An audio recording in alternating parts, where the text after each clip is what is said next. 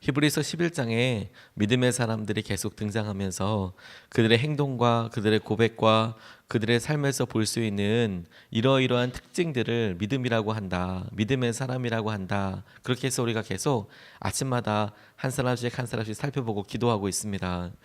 신약에 있어서 많은 사람들이 믿음의 사람들이 있었지만 히브리서에서는 특별하게 이런 믿는 사람들이 어떤 일을 했다, 감옥에 있었다, 고초를 당했다, 힘들었다.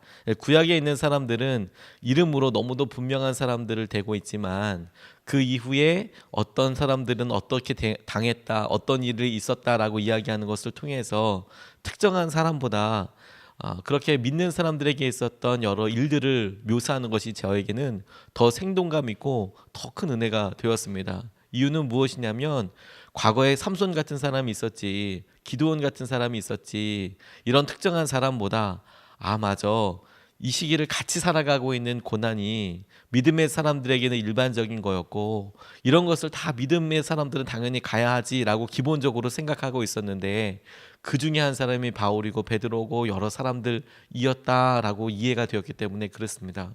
오늘은 특별히 그 중에서도 베드로에 대해서 같이 주목해 보고 싶습니다. 그리고 그의 삶에 있어서 하나님께서 그가 당했던 고초와 핍박을 믿음, 그에 대한 어떤 마음의 고백을 믿음이라고도 하셨지만 무엇보다도 이런 두려움과 어려운 한계 상황 가운데 그가 가지고 있었던 평안이 믿는 사람들에게 있었던 어떤 영적인 상태, 영적인 결과들이라는 것에 대해서 하나님께서 주목하게 해주셨습니다. 그가 절체절명의 순간에 어떻게 하고 있던가, 믿는 사람들에게 이런 것이 있구나 라는 것에 대해서 첫 번째로 그가 감옥에서 누렸던 평안에 대해서 주목하게 해주셨습니다. 6절서부터 7절까지 말씀을 보면 헤롯이 베드로를 백성들 앞에 끌어내기로 한 그 전날 밤이었다. 베드로는 두 쇠사슬에 묶여 군인 두 사람 틈에서 잠들어 있었고 문 앞에는 파수꾼들이 감옥을 지키고 있었다. 갑자기 주님의 천사가 나타나고 간방의 빛이 환히 빛이었다. 천사가 베드로의 옆구리를 쳐서 깨우고 말하기를 빨리 일어서라 하였다. 그러자 쇠사슬이 그의 두 손목에서 풀렸다라고 이렇게 나와 있습니다. 헤롯이 베드로를 백성들 앞에서 세우려고 했다라는 의미가 오늘 본문 1절 말씀에도 나와 있듯이 야고보를 순교시키고 나니까 이 백성들의 반응이 너무 좋았습니다. 예수님을 믿는 사람들, 예수님을 따르는 같은 사람들도 있었지만 그러나 종교 지도자들의 영향력을 아래에 있어서 예수님에 대하여 끊임없이 시기의 눈으로 혹은 위험하다라는 시선으로 보고 있는 사람들도 여전히 있었고 그렇게 예수님을 십자가에까지 몰아갔던 사람들의 입장에서는 제자들이 결코 좋은 눈으로 보이지 않았습니다. 그래서 그 사람들을 핍박하려고 하고 그리고 심지어 죽음에 이르도록 계속하고 있었는데 이 헤롯 왕이 가만히 보니까 야고보를 죽이고 나니까 정치적인 입지나 이런 것들이 너무너무 괜찮다고 판단이 되었나 봅니다. 그러니 야고보만큼이나 영향력이 있는 베드로를 붙잡아서 감옥에 두고 그랬더니 여러 종교 지도자들이나 영향력 있는 사람들이 와서 아예 그냥 똑같이 그렇게 죽음에 이르게 했으면 좋겠습니다. 이런 이야기를 듣는 과정들을 통해서 그래, 이 명절이 지나고 나면 베드로를 그렇게 처치해야겠다. 그런데 그 전날 밤에 있었던 일이라고 이야기하고 있습니다. 감옥이라는 곳이 가만히 갇혀만 있는 곳이라기보다 여러 사람들이 이야기를 하고 두려워하고 그것 때문에 마음이 계속해서 신경 쓰일 수밖에 없는 것이죠.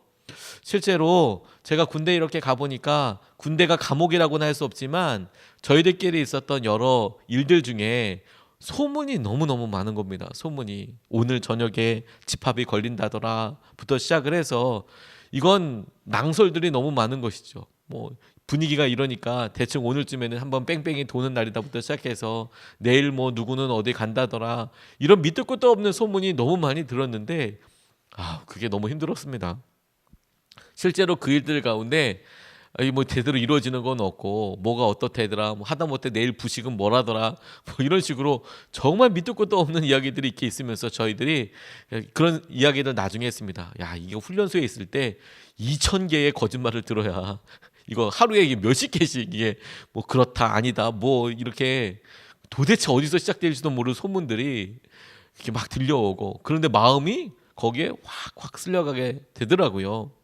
감옥은 내 마음속에 있는 자그마한 마음의 소리도 우리 귀에다가 크게 소리 지르는 것만큼이나 큰 울림으로 다가오는 곳입니다. 두려워지고 힘들고, 이거 이렇게 되면 어떻게 하나. 그런데 이게 우리의 삶 속에서도 이런 일에 처하는 일이 너무 많습니다. 우리가 갑자기 건강검진 한 번만 받아도 우리 마음속에 있는 두려움의 마음이 우리를 싹 좌우를 다 가로막아서, 이건 마음속에 있는 모든 가능성들 다 생각해서 이거 암이면 어떡하지? 이거 가장 힘들어지면 어떡하지? 뭐 이런 것들이 막 있게 되는 거죠. 감옥이 물리적으로 어떤 공간만 있는 게 아니라 우리가 두려움에 처하고 우리가 우리 마음에 있는 여러 잡다한 생각들에 귀 기울이는 순간 엄청난 어려움들을 많이 겪게 되는 것이죠. 그런데 베드로의 삶을 가만히 보니까 그가 사람들 앞에 처형을 당하는 그 전날 밤이라고 이야기했는데, 감옥에 있는 사람들이면 다 알지 않겠습니까? 또한 야고보가 이미 그렇게 하늘나라로 갔다는 것을 베드로도 알고 있을 텐데, 그래서 붙잡혀져 있고 이렇게 하루하루 보내고 나면 감옥에 있는 간수들이라도 너 내일 잡힌다 뿐만 아니라 옆에 있는 사람들도 너 내일 좀 죽어 부터 시작해서 뭐 별의별 이야기들이 다 들렸겠지요. 그런데 성경 말씀에 베드로가 그 전날 밤에 어떻게 하고 있던가 보니까 엄청 잘 자고 있더라는 거죠. 엄청 잘. 마음에 조금만 신경 쓰이는 거 있어도 밤 꼬딱꼬딱 세우는 게 우리의 연약함이라고 싶거든요. 그런데 그가 자더라. 더군다나 보니까 감옥에 수감되어 있었던 것이 오래된 것 같아요. 그러니까 하루 이틀만이 아닌 거죠. 무교절 기간을 다 지나고 있는 거니까 적어도 일주일 이상을 감옥에 있는데 무슨 노가다를 많이 했을 리도 없고, 근데 그가 그렇게 평안하게 자고 있더라는 거죠. 천사가 깨워야 할 만큼. 그런데 그런 평안이 어디서 있느냐. 그가 내일 죽을 수도 있는데 이거 괜찮아, 난 그냥 자는 거야, 그렇게 하고 있었던 것들을 도대체 어떻게 설명할 수 있을까? 저는 그게 주님을 신뢰하는 사람, 믿음의 사람에게 보여지는 믿음의 결과이겠구나. 하나님, 이런 믿음에 오는, 신뢰에서 오는 기쁨이, 은혜가, 평강이 있게 해주십시오. 우리 마음속에 아무리 힘들고 어려워 보이고, 그리고 우리 마음속에 아무튼 굉장히 힘들고 어렵고 제일 힘든 경우들만 생각해서 그렇게 되면 어떡하지 끊임없이 그렇게 생각하는데, 주님께서 우리를 붙잡으시기 때문에 우리의 삶이 하나님께서 행하시는 은혜만으로 인해서 평안을 누리고, 여러 잡생각들, 우리 마음속에 있는 끊임없는 두려움을 조장하는 여러 생각들, 가능성들에 대하여 눈 감고 귀 닫고 우리 마음속에서 분명히 말씀하시는 성령님의 이끄심에 따라서만 가게 해주십시오. 이런 상태를, 마음이 주님께서 우리의 마음을 완전히 다스리시는 상태, 성령의 충만한 상태라는 생각이 들었습니다. 우리나라 초대의 최권능 목사님이라는 분이 계셨는데, 이분이 주님을 만나게 된 경우가 뭐냐면 꿈을 꾸다가 주님을 만나게 되었습니다. 천둥에 번개에 맞아서 죽는 꿈을 꾸게 된 겁니다. 너무 두려웠답니다. 자고 있는데 그냥 자기는 자기에게 주어진 대로 열심히 살고 이렇게 있는데, 그런데 어느 날 꿈을 꿨더니 하늘에서 떨어진 벼락이 확 자기를 이렇게 죽이니까 너무 두렵고 실제 같아서 어떻게 이거 살 수 있을까 생각해 보는 과정 가운데 하나님을 만나게 된 겁니다. 그런데 이 열정이 대단하셔서 전도하고 사람들 만나고 그랬는데, 이분이 전도하는 스타일이 요즘도 몇몇 사람들에게서 볼 수 있는 예수 천당, 이 소리 지르고 예수 믿고 천당 가라고, 그 얘기를 지금서부터 100년 전부터 그렇게 설교를 하시고 전도를 하신 거예요. 예수 천당 그렇게 하면서 100년 전 스타일입니다. 그런데 이분 열심히 내다 보니까 교회가 막 부흥하게 되고, 본인이 평신도로서 시작해서 열심히 전도하고 그런 생활을 하다 보니까, 근데 하나님이 길을 열어주셔서 목회자가 되고, 목회자로서도 열심히 설교하고 그리고 기도하고 전도하고 이렇게 하다 보니까 신사참배라는 커다란 일을 겪게 된 거예요. 반대했습니다. 당연히 반대했습니다. 그랬더니 6년 동안 감옥에 있게 된 거예요. 6년 동안 감옥에. 베드로는 몇 년은 아니어 보이는데, 이 사람은 6년 동안이나 이분은 신사참배 반대 때문에 그렇게 외치고 그렇게 했던 것이죠. 그런데 이분 마음속에 평안이, 이분 마음속에 있었던 마음이 어떻게 표현됐느냐, 고문당하는 하루를 이렇게 보는데, 고문이 심하면 심할수록 예수 사랑하심은, 예수 사랑하심은 거룩하심, 이 찬송 있지 않습니까? 찬송을 그렇게 부르는 거예요. 큰 소리로. 고문이 심하면 심할수록 예수 사랑하심, 도대체 저 사람 뭔가 싶을 정도로. 근데 그러다 보니까 이 감옥에 같이 갇혀 있는 사람 중에서 이 예수 사랑하심을 모르는 사람이 없는 거예요. 예수 사랑하심은 거룩하신 말일세, 우리들은 약하나, 막 그렇게 찬송을 하는데, 더 신기한 거는 매를 맞을 때 팍 맞으면 예수, 팍 때리면 천당, 계속 예수 천당이. 그러니까 이 순사들이랑 이 감옥에 있는 간수들이 이 최건동 목사님을 고문할 때마다 신사참배 할 거야 안 할 거야 치면 예수 천당, 계속 그렇게 소리를 지르고 이렇게 하더라는 거죠. 그래서 고문하겠다, 고문한다, 계속 이렇게 오래 간다 할 때마다 이분의 대답이, 내가 죽는 것은 영광이요, 나는 죽기 위해서 오늘까지 당신들의 신을 경배하지 않고 살아왔소. 내가 죽으면 천당에 가오. 주님이 나의 집을 예비하고 나오기를 기다리고 계시오. 이렇게 이야기하더라는 거죠. 아프고 날마다 힘들어도 내 마음속에 있는 평안과 내 마음속에 주님이 함께 하신다라는 분명한 확신은 흔들 수 없는 중요한 기준이 되는 것인 거구나. 이런 평안을 하나님 우리에게 주십시오. 외적인 고난의 어떠함보다 주님께서 내 삶에 함께하고 계신다는 것을 너무도 분명히 믿으니까, 그러니까 흔들 수 없는 외부의 여러 충격들과 이런 것들이 흔들리지 않는 평안이, 확고한 믿음이, 신뢰가 우리 가운데 있게 해주십시오. 이게 굉장히 중요한 기도 제목이구나. 오늘 그것을 믿음으로 같이 붙잡으면 좋겠습니다. 두 번째로 주목하게 된 것은, 꿈꾸듯이 주님과 함께, 꿈꾸듯이 하나님 이 시기를 지나가게 해주십시오, 이렇게 기도하게 됐습니다. 8절로 11절까지 말씀을 부분 보면, 천사가 베드로에게 띠를 띠고 신을 신어라 하고 말하니 베드로가 그대로 하였다. 또 천사가 그에게 겉옷을 두르고 나를 따라오너라 하니 베드로가 감방에서 나와서 천사를 따라갔다. 베드로는 천사가 하는 일이 참은 줄 모르고 자기가 환상을 보고 있는 것이라고 생각하였다. 첫째 초소와 둘째 초소를 지나서 시내로 통하는 철문에 이르니 문이 저절로 열렸다. 그때야 베드로가 정신이 나서 말하였다. 이제야 참으로 알겠다. 주님께서 주님의 천사를 보내셔서 헤롯의 손에서, 그리고 유대 백성이 꾸민 모든 음모에서 나를 건져주셨다라고 이렇게 고백하는 것을 보게 됩니다. 그가 잠을 잘 깊이 자고 평안하게 자고 있는데 빛이 갑자기 확 비춰오는 겁니다. 게다가 지금 상황을 보니까 다음날 처형될 수 있기 때문에 주위에, 바로 옆에, 양옆에 같이 간수들이 함께하고 있는 겁니다. 그러니까 묶여 있는 거죠. 묶여 있는 거. 그리고 바깥에, 이 감옥문 바로 바깥에도 파수꾼이 있었습니다. 근데 빛이 비치고 천사가 옆에서 툭툭 깨우는 거예요. 일어나라고. 일어나라고. 그랬더니 일어났더니 옷을 입으라고. 옷을 입었더니 띠를 띠고 신을 신고 따라오라고 그러면서 문이 열리는 거예요. 옆에 자고 있는 사람 깨지도 않네요. 감옥에서 지키고 있는 파수꾼이 차리지를 못하는 겁니다. 그리고 나왔습니다. 나와서 첫째 관문 열리고 둘째 관문 열리고 문이 그냥 앞에 서니까 열려버리는 거예요. 그런데 베드로가 이것을 이게 꿈인 줄 알았다, 환상인 줄 알았다. 그런데 나가서 보니까 이 꿈이네, 꿈이 아니네, 이게 지금 실제네, 이게 이렇게 되었네. 그런데 베드로가 그 모든 과정들을 볼 때 보니까 하나님께서 그렇게 순적하게 열어주시고 보내주시고 하나님이 보내신 천사로 인하여서 그냥 그렇게 다 순적하게 나와지게 되어 있더라. 이게 저는 묵상하고 기도하면서 하나님 오늘 이렇게 순적함이 우리 가운데 있기를 원합니다. 이런 간절한 기도 제목이 생겼습니다. 하나님 이렇게 순적하게 일들이 열어지게 되길 원합니다. 정말 꿈 같은 일들이 하나님 우리 가운데 있게 되길 원합니다.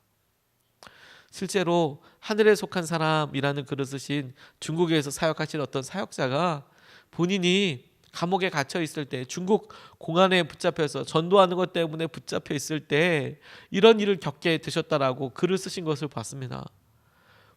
누구도 나올 수 없다. 감시도 철저하고, 그런데 고문도 받아서 몸도 불편한 상황인데, 근데 하나님께서 이렇게 가게 하시는데 감옥문이 열리고, 더 황당한 것은 감옥에 이렇게 있을 때 운동장 같은 그 한가운데를 이렇게 통과해야 하다 보니까 누구도 그걸 안 볼 수가 없는 것이죠. 주위에 이렇게 지키고 있는데 그 한가운데를 통과해서 정문을 나가야 하는데, 근데 본인이 이렇게 가는데 아무도 제지하는 사람이 있고 사람들이 문을 심지어 열어주더라. 근데 그런 이야기를 이렇게 쓰신 걸 보고 하나님께서 우리 가운데 이런 일들을 이런 특별한 사람들에게만 경험하게 해주시나라는 생각을 하다가, 그게 아니라 우리 삶에도 그런 일들이 일어나는 경우들이 있다는 것을 알게 됐어요. 우리가 감옥에 들어가서 감옥에서 나오는 그런 일들을 그대로 경험하기는 쉽지 않겠죠. 우리가 무슨 잠옷을 하든지 아니면 무슨 외국에 가서 이렇게 하든지 전도하다가 잡히든지, 근데 그런 일이 아니더라도 우리가 얼마든지 평상시에 그런 일들이 있어요. 가만히 제 삶을 보니까 지나는 우리의 삶이 꿈길 같은 그런 시기들이 있더라고요. 꿈길 같은. 마음속에 있는 두려움, 어려움, 이게 어떻게 해결되나 그런 생각만 하고 있다가 갑자기 이렇게 한 걸음 나아가고 나니까 그 앞에 갔더니 준비되어 있는 것으로 인해서 문이 열리고 나를 붙잡고 있었던 것들이 풀어지고 도저히 이거 어떻게 해결될 수 없었던 관계들 가운데 자유함을 누리게 되고, 그래서 한 걸음 또 나아갔더니 저기는 어떻게 나가나 싶은 것들이 다시 열리고 다시 풀어지고 그렇게 되더라. 근데 그런 일들을 저는 목회하면서도 참 많이 경험했지만 제 삶에 이 말씀을 준비하면서 저 어렸을 때 저희 부모님 목회하시던 교회가 생각났어요. 계속 기도하시던 우리 부모님들이 가난하고 어렵고 힘든 여러 삶들을 이렇게 사셨는데, 어린 제 눈으로 제 시선으로 보기에 이게 믿음이지, 그러면서도 마음에 굉장히 갈등이 많았거든요. 근데 왜 이렇게 힘들까? 왜 이렇게 전심으로 열심히 하시는 것 같은데 왜 이렇게 어려운 일들이 있는 걸까? 그런 삶을 이렇게 보다가 고난과 어려움과만 집중했을 때에는 너무 힘들고 어려운데, 근데 지나놓고 나니까 대학을 들어갈 때 등록금은 어떻게 된 것이며, 우리 삶이 어렵다고 이야기할 때 이사는 어떻게 간 것이며, 하나님 그렇게 어렵고 힘들다고 하는데 그 과정들은 도대체 누구의 도움으로 누구의 계획으로 도대체 그렇게 된 건지. 그런데 지나놓고 나니까 진짜 꿈길 같더라고요. 꿈길 같더라. 하나님께서 이렇게 이끌어 주시고 인도하여 주셔서 그냥 열리고 풀리고 해결되고 자유케 되고 이런 일들이 이렇게 쭉 일어나게 되더라. 그런데 그렇게 지나놓은 삶뿐만 아니라 맞아, 하나님께서 그렇게 역사해 주셨지, 하나님이 그런 은혜를 주셨지라고 생각하고 나니까 오늘 우리가 겪는 두려움과 오늘 우리가 겪는 갑갑함과 오늘 앞에 뻐젓이 보이는 감옥문 같은 둘째 관문이 하나님 꿈길같이 열리게 되는 수 있겠네요. 지나놓고 나니까 하나님 이게 꿈길같이 열리게 되고 순종하게 되어서 오늘의 기쁨이고 간증이고 지나고 난 다음에 하나님의 은혜라고 생각할 날이 오겠군요. 고사리 교회에서 처음으로 목회하던 생각들이 가끔 납니다.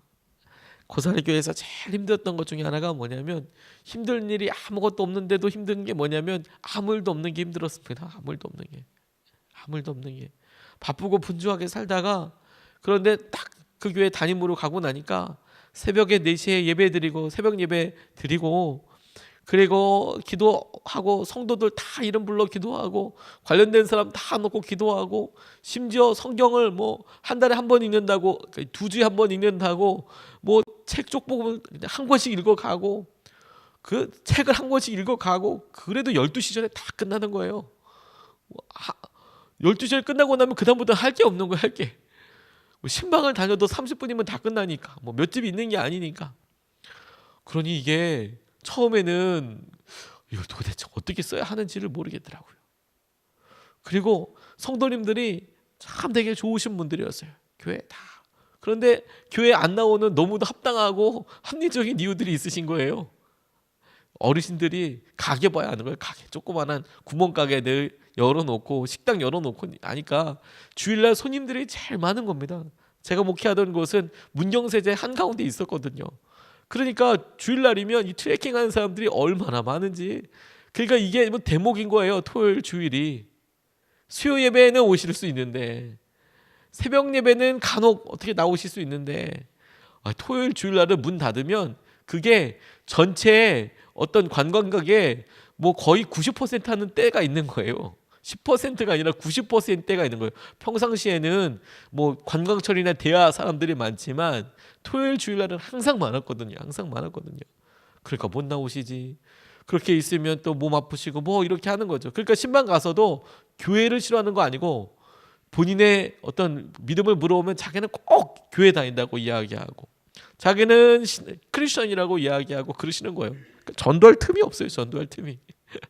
그래서 교회 나오시죠. 축복 기도해드리고 그렇게 해도 시간이 뭐 많이 걸리는 게 아니었어요. 뭐 엄청 많은 사람이 사는 게 아니라 제가 목회하고 있는 세 마을을 다 합해봐야 43명 살고 계셨으니까 전체 인구가 43명이었으니까 그것도 세 마을을 합해서 43명이었으니까 이건 뭐 그렇죠. 그런데 저희 집사람이 저한테 제가 너무 힘들어하고 괴로워하니까 이거 어떻게 해야 될지 이 무기력감과 싸우는 이거에 대해서 어떻게 해야 될지 얘기할 때 저희 사람이 저한테 기가 막힌 말을 해줬어요. 당신 이때가 그리운 날이 있다. 이때가 그리운 날이 있다. 저는 그때 어떻게 생각하냐면 자기는 자기가 이거 겪는 거 아니니까 그렇지. 근데 가만 생각하면 같이 겪는 일이더라고요. 근데 생각이 다른 거더라고요. 그런데 요즘 간혹 생각하면 목회하다가 힘들 때 생각나면 그때 그런 생각들이 많이 나요. 하나님 앞에 드렸던 기도에 대해서. 물론 지금은 제가 겪고 있는 영적인 여러 일들과 기도 제목들이 기도하여서 돌파하고 넘어져야 될 한계들이 그렇게 고사리 교회에 있을 때처럼 널널하고 그러진 않습니다. 뭐 지금은 그렇지 않죠. 그런데 똑같은 믿음의 고백이 생기는 거예요. 야, 지나고 난 다음에 이때가 진짜 큰 간증 되겠다. 날마다 기도해드리고 날마다 안수할 수 있는 게 이게 성도님들이 조금만 들어도 못할 수밖에 없는 건데 하나님께 이렇게 간절히 기도하고 그리고 말씀 때문에 설교로 계속해서 날마다 살아야 하는 이게 조금만 지나도 못하겠구나. 조금만 지나도 우리가 부목사님 한 분만 있어도 영적으로 그분을 세워드리기 위해서라도 말씀을 같이 전할 수 있는 기회를 일부러라도 드려야 하니까 이렇게 설교를 계속할 수 있는 게 이게 기회, 이게 찬스구나. 이게 은혜의 거구나. 그런데 주님 요 시기를 그렇다면 이제 꿈길같이 보내게 해주십시오. 꿈꾸듯이 확 넘어가게 해주십시오. 그러다가 어제 말씀을 마무리하는데 노래 하나가 생각나는 거예요. 주여 지난밤 내 꿈에 배웠으니 그 꿈 이루어 주옵소서. 밤과 아침에 계시로 보여주사 항상 은혜를 주옵소서. 나의 놀라운 꿈 정녕 나 믿기는 장차 큰 은혜 받을 편이 나의 놀라운 꿈 정녕 이루어져 주님 얼굴 배우리라. 주님이 나는 마음 괴롭고 아파서 낙심될 때 내게 소망을 주셨으며 내가 영광의 주님을 바라보니 앞길 환하게 보이도다. 세상 풍조는 나날이 변하여도 나는 내 믿음 지키리니 인생 살다가 죽음이 꿈 같으나 오직 내 꿈은 참되리라. 나의 놀라운 꿈 정녕 나 믿기는 장차 큰 은혜 받을 편이 나의 놀라운 꿈 정녕 이루어져 주님 얼굴을 배우리라. 하나님 오늘 이 찬양이 오늘 그냥 다 그렇게 이루어졌으면 좋겠습니다. 오늘 여러 일들과 어려움에 우리가 부담과 어려움과 이게 아니라 하나님 오늘 꿈길 같은 일들이 베드로가 감옥에서 나오듯이 하나님 우리의 삶에 주님께서 인도하여 주셔서 풀어지는 은혜가 오늘 있게 해주시고 붙잡게 해주시고 기도가 되게 해주시고 우리 가운데 울림이 되게 해주십시오. 간절한 소원으로 주님 앞에 기도하면서 함께 나아가고 싶습니다. 오늘 두 가지 말씀을 같이 나눴습니다. 첫 번째, 하나님께서 우리 가운데 감옥 안에서도 평안을 누릴 수 있도록 하나님 우리의 삶에 들려오는 여러 다른 잡생각들, 자아의 소리, 사단이 심지어 주는 소리에 매여 있지 않고 하나님 주님이 함께 하시기 때문에만 누리는 평강과 평안과 자유함을 누리게 해주십시오. 은혜를 누리게 해주십시오. 주님, 베드로가 이렇게 구원받고 이렇게 감옥에서 나올 때 보니까 꿈꾸듯이 그렇게 나왔다고 하는데, 환상같이 이렇게 나왔다고 하는데, 하나님 우리의 삶이 이렇게 정말 주님과 함께하게 꿈꿨군요. 주님 이거 환상같이 이 길 간 거군요. 하나님 그런 은혜의 하루가 되게 해주십시오. 우리 삶에 놀라운 주님의 개입하심 있게 해주십시오. 이것을 붙잡고 두 번 기도하는데 첫 번째 이렇게 기도하겠습니다. 주님과 함께하기 때문에 누리는 평안을 누리게 하소서. 하나님 지갑에 돈이 많아가지고 누려지게 되는 가짜 평안 말고 우리 마음에 실제로 함께하시는 주님 때문에 누리는 평안, 크게 우리를 붙잡아 주십시오. 세상에 뭔가가 해결돼가지고 누리게 되는 그런 한시적인 아주 일시적인 그런 자유함이 아니라 주님 제 안에 계셔서 자유, 죄와 연약함에 대한 자유함을 주님이 함께 하시기 때문에 누리는 평안을 누리게 하여 주시옵소서. 그 평안과 자유함을 우리에게 더하여 주시옵소서. 기도하시겠습니다.